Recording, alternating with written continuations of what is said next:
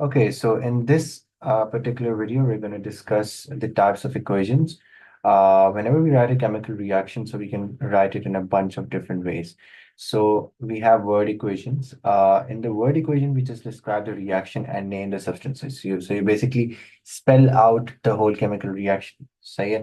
So in this particular segment, we're just going to follow one reaction. Okay, we're gonna follow the reaction between copper sulfate and magnesium, and which forms magnesium sulfate and copper. And this is a classic displacement reaction where the more reactive compound basically displaces the less reactive compound, the less reactive metal from its compound, right?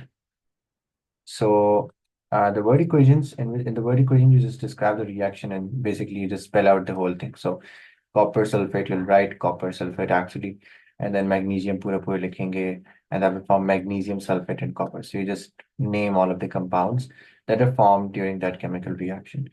That's the first kind of equation that you can write. The second kind are the chemical equations. So chemical equations are the traditional type of equation that we usually use to describe a chemical reaction. And in this, we use the chemical symbols of the elements and the compounds, right? So we show the whole reaction as symbols.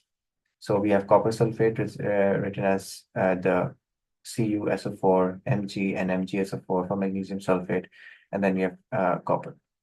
The third type of equation is the ionic equation. The ionic equations are the equations which only show the ions that are changing and anything that changes state. So yeah.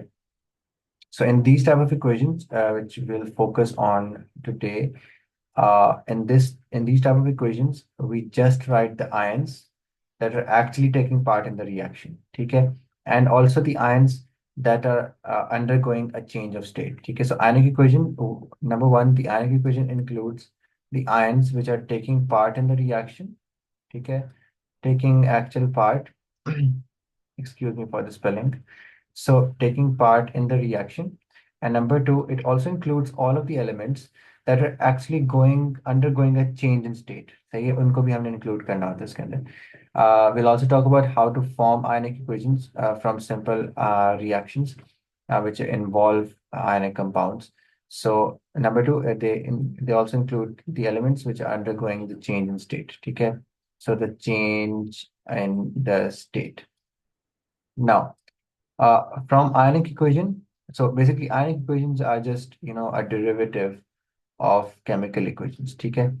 And from ionic equations, we can derive the half equations, okay? So basically the half equations are a further, a breakdown of ionic equations. So if you split up this ionic equation into the reduction half, right? You split up this ionic equation into the reduction half, and then you split up the ionic equation into the oxidation half, right? So those are known as the half equations, right? So in the next segment, we'll talk about how to derive ionic equations from chemical equations and then actually split up the ionic equations to form half equations. So yeah.